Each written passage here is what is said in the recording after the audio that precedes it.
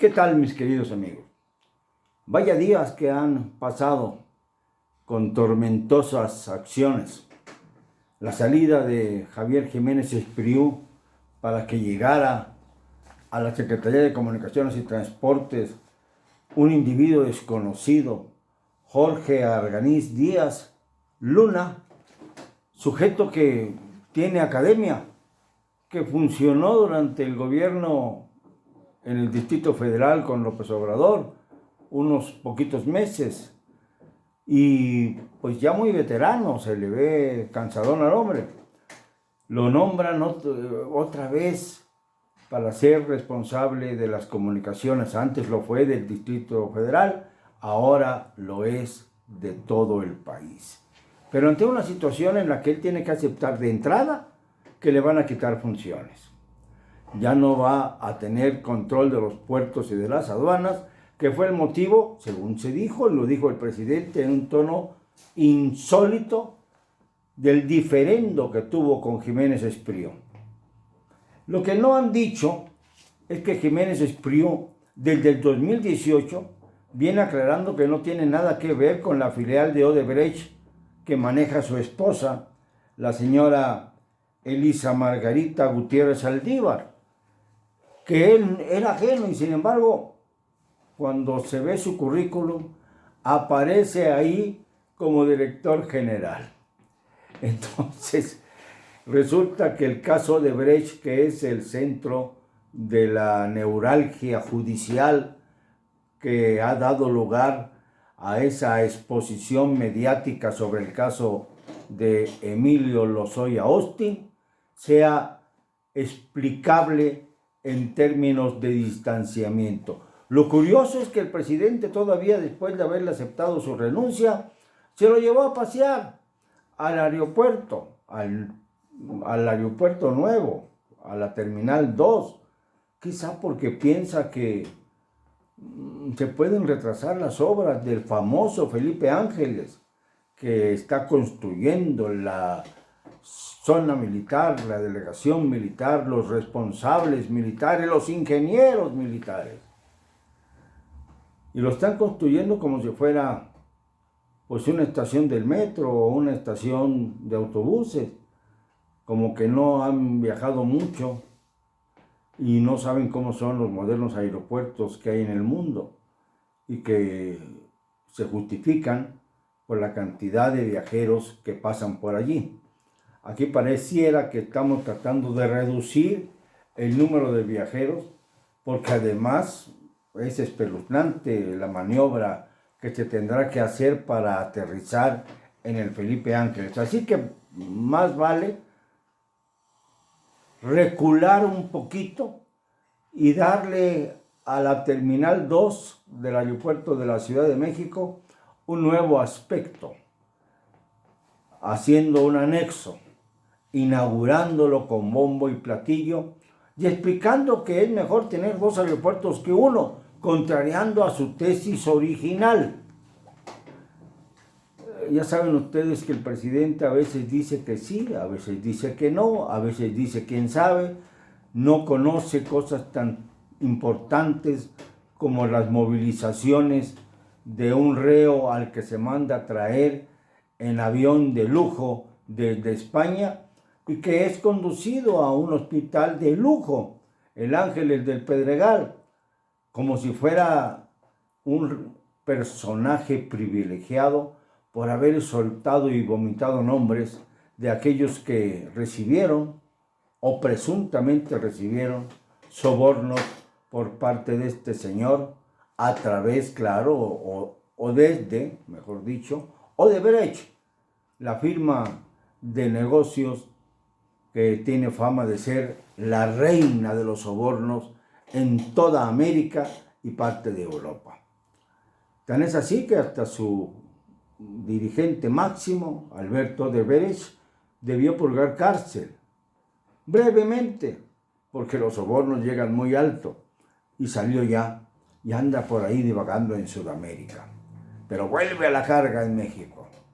Y por eso se tiene el caso de Lozoya bastante oculto, como misterioso. Se sabe que ya dio nombres, que ya mencionó, por supuesto, a Luis Videgaray, a Enrique Peña, eso sin duda. Pero también ya mencionó a algunos jerarcas políticos, como el caso de Ricardo Anaya. Falta también que se corrobore esta versión. Pero el hecho es que este mes, que se está yendo de las manos ya, ha sido el mes de las aprehensiones con poco fondo, para que me entiendan ustedes. Aprehensiones que eran esperadas, pero que son esperadas por cuanto los que están arriba de los aprehendidos. En el caso de Rosario Robles, pues esperábamos que se llegara a los secretarios de Hacienda del régimen pasado, cuando menos, y al propio Peña en lo que se refiere a la estafa maestra. Pero no, la aprehensión de Rosario Robles se debió más a motivos personales entre Rosario y Andrés Manuel que a cuestiones de la justicia. Y luego vino la captura de Juan Collado, el abogado al que se acusa de lavado de dinero, quien comía muy hondo en un restaurante de lujo de esos de carnes en la Ciudad de México, nada menos que con Carlos Romero de Champs, quien se asustó tanto que se metió debajo de la mesa, lo sacaron de debajo de la mesa, se lo llevaron a la calle. Los comensales creyeron que se había capturado a este pillastre al fin, pero lo soltaron 100 metros más adelante porque el objetivo de la operación no era él, sino el abogado Collado, quien todavía purga prisión. Y luego vino el caso de Genaro García Luna. La última vez que se le vio fue a principios de enero de este año, cuando en 15 minutos que duró la audiencia judicial, se declaró inocente. Lo dejaron en la cárcel y hasta la fecha no se ha movido un dedo para lograr la extradición de este sujeto que tendría ya que estar en México para ser objeto de un proceso serio que lleve hasta las últimas consecuencias toda la podredumbre vivida durante la época de Felipe Calderón, sin ningún tipo de concesiones. Pero a veces como que le tiemblan las manos, las corvas al presidente, que es el que maneja todo esto.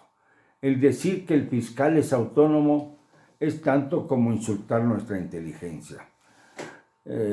Sabemos que Alejandro Gertz Manero tiene prestigio, cuida mucho de su apariencia, pero a veces no cuida mucho de las formas y se inclina a esperar las líneas del Ejecutivo para proceder en consecuencia. Me dicen que yo no entiendo mucho de derecho. Pues fíjense que soy abogado y sí entiendo que no estamos hablando de cómo debiera procederse en un Estado de Derecho.